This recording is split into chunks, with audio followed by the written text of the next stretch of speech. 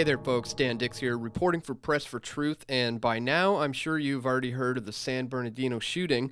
A possible false flag if you ask me, but with all kinds of information and disinformation floating around right now, it's still a little too early to definitively say.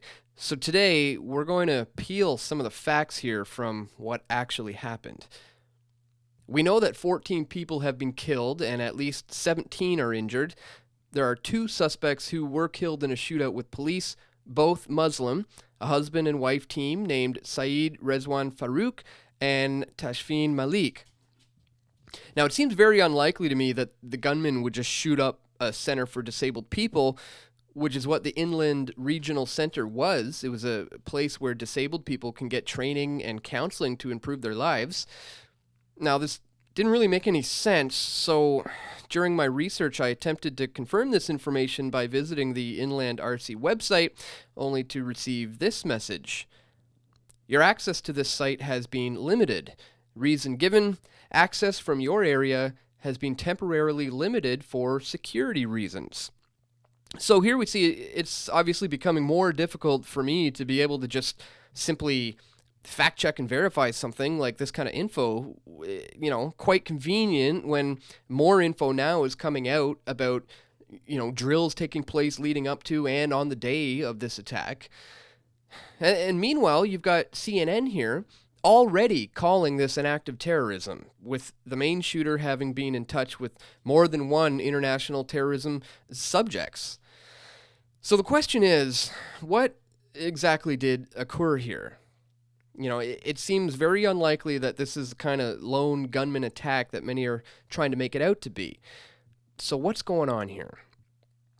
Well, consider this article out today from Mail Online, which states this: 5,000 bullets and a dozen pipe bombs. The deadly cache amassed by radicalized U.S. Muslim and his Pakistani wife, who slaughtered 14 just 2 weeks after he clashed with Jewish co-worker in office debate about religion.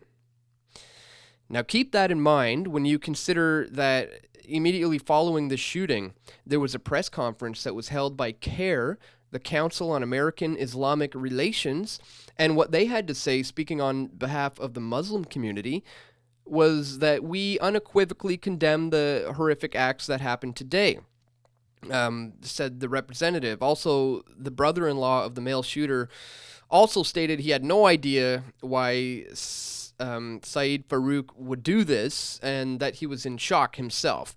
However, he wouldn't take any questions from any of the reporters. Now, CARE also tweeted out complaints about Islamophobia, calling the New York Post's headline as being inflammatory. So CARE is speaking out on behalf of the Muslim community against Islamophobia. Now, here's where things get interesting. What you may not know about CARE is that they have been linked to Hamas as well as the Muslim Brotherhood. They are not a peaceful organization promoting a moderate form of Islam, which doesn't even exist, by the way. Here is a list of shady things that CARE has been involved with, and of course, as always, I will have the links in the description for all the sources here so that you can read this for yourself. But it's worth pointing out things like this. CARE Northern Virginia Director Abdurrahman Alamundi pled guilty to terrorism-related financial and conspiracy charges in 2004. And he is not the only one. A number of people connected with CARE have been convicted on terrorism-related cases. So this is a full-on assault by Muslim jihadists using psychological warfare and doublethink in an effort to secure their caliphate. Another prime example here of why Islam is not a religion of peace, and that there really is no such thing as moderate Islam. But is there more to it? Did certain levels of government or the deep state help with these attacks, either by doing nothing to prevent it or by actually provoking the killers to act out? Well, like after all shootings, but maybe more so here, Obama is leading the charge for more gun laws.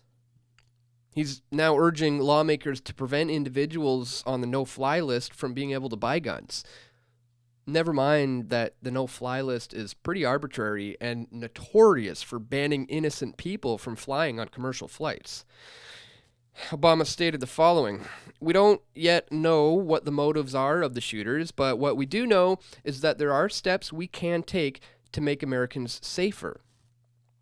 Yeah, or in other words, don't look into the motivations or any of the reasons behind these attacks. Don't research into it. Just trust us that we already have all the answers to ensure that it's not going to happen again. That being more gun control. Or rather, really, it's just stripping Americans of their last defense against their government. Americans have no reason right now to trust the federal government. They've essentially shredded the Constitution. They've expanded their surveillance state to where everyone is considered almost guilty already and watched all the time. And when somebody becomes a whistleblower, they're considered traitors. Regulation has crept into every single aspect of American life, and this really goes for Canadians as well. Police here routinely shoot and kill and get away with it. So protecting the Second Amendment is the most important things that Americans can do right now. And yes, Americans can defeat the large Washington war machine with simple firearms. I mean, you just look at what happened in the Middle East or in the past with Vietnam. For all of their tanks and fighter jets and bombers, the Americans can't stop decentralized guerrilla armies who are armed with nothing but rifles and handguns. Now, unfortunately, the situation is not quite the same here in Canada. Canadians have no right to bear arms, and most Canadians aren't looking to arm the civilian population. But what we have is the National Council of Canadian Muslims, aiming to promote their public interests and challenging Islamophobia and other forms of xenophobia. So if the Canadian version of CARE is anywhere near as corrupt as the American counterpart, well, then Canadians too could soon be in store for false flags and psychological operations. But since we're already disarmed, the solution will likely be shutting down free speech and stopping people like myself from putting this kind of info out there. We already have a case in the courts right now banning free speech involving the feminazis on Twitter. And PFT now cannot monetize our videos on YouTube anymore, thanks to YouTube's guidelines on sensitive political content. Folks, the New World Order doesn't stop. It doesn't take a break from tyranny. It just keeps marching on, it keeps pushing forward, and it's not going to stop until every single person on this continent is disarmed and obedient to the powers that be. But we're not going to stop either, folks. I'm going to continue to put this information out there while I still can. And we're certainly going to need your help, not only to be able to continue doing this, but to also be able to kick up our efforts a notch to be a true contender in the face of the mainstream media. So I want to encourage you guys to check out my Patreon page, where you can sign up for a monthly contribution to show your support for truly independent media. You can also become a PFT member at pressfortruth.ca by registering. And of course, you can always donate through PayPal or Bitcoin, or you can always send stuff to this address here. So thank you so much to everyone who does show your support and does support us here at PFT. Without you guys, this certainly would not be possible. So thanks for watching, guys. Check the links in the description, subscribe to the channel, and stay tuned for more video reports coming soon to pressfortruth.ca.